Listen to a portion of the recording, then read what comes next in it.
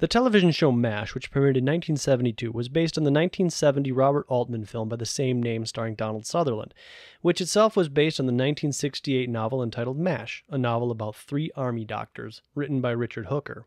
Despite its rocky first couple of seasons, it would go on to be one of the most successful shows of all time. So successful that Fox Video Games released a MASH video game for the Atari 2600 in 1983. Would that make this game the adaptation of a TV show inspired by a movie which was based on a book? Well, I have no idea. The movie was released by 20th Century Fox, the show was released by CBS, the game was released by Fox Video Games, and in 1982 CBS and Fox joined forces to create CBS Fox, so who knows? Let's call it an adaptation of the show.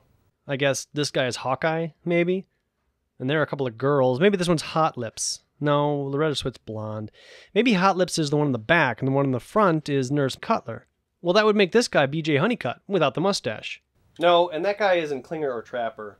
So maybe it's the scene of the girls running out to the helicopter.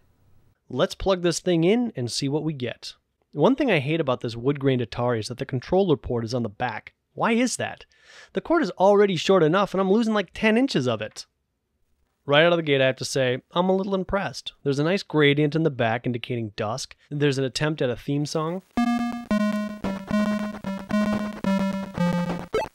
The game starts off with 2 helicopters, a tank, and an airplane. You control the blue plane, which is below the yellow plane. It would seem to me like player 1 should be on top and player 2 should be on the bottom.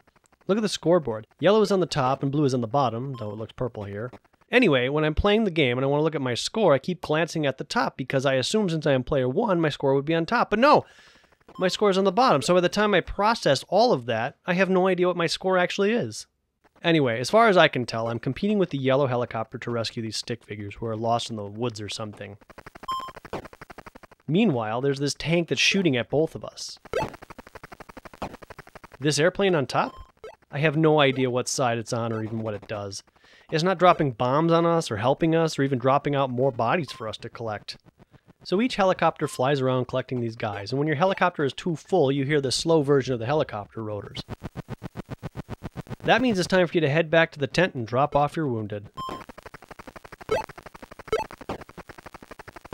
If you get shot down by the tank, your helicopter crashes and this other truck comes along and moves you out of the way. Whose side is this truck on? Mine? The enemy's? Did he just steal military secrets? And what about the stick figures I rescued? Are they hostages? Well, I don't know about all that. But when you are cleared from the screen, another helicopter appears next to the tent. Except if you already had a helicopter load of stick figures, they're still with you. Yeah, even though you respawn below your tent, you still have to fly into your tent to drop off the stick figures that were kidnapped by that crazy truck after you crashed.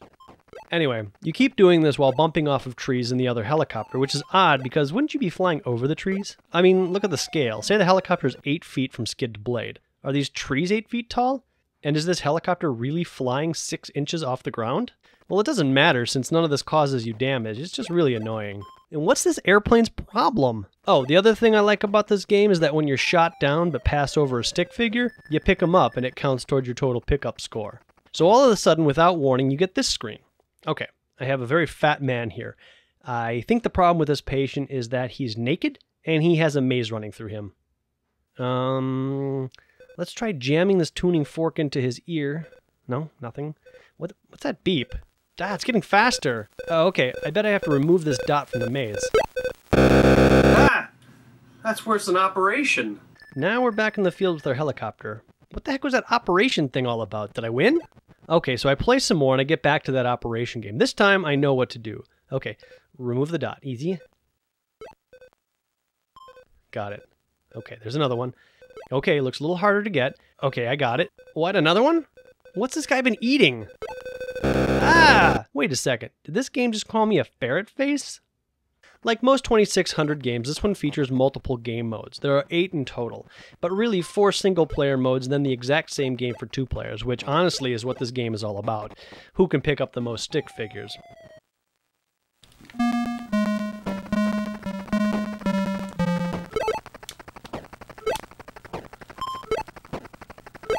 Ah.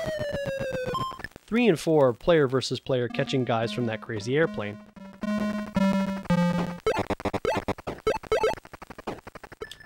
Whoa, this is crap! Ah! I don't know that I remember this from the show.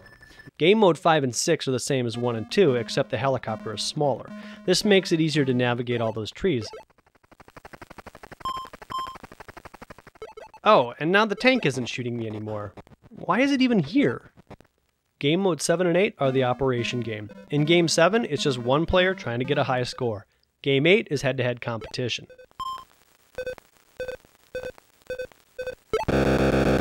So there you go. That's MASH for the 2600.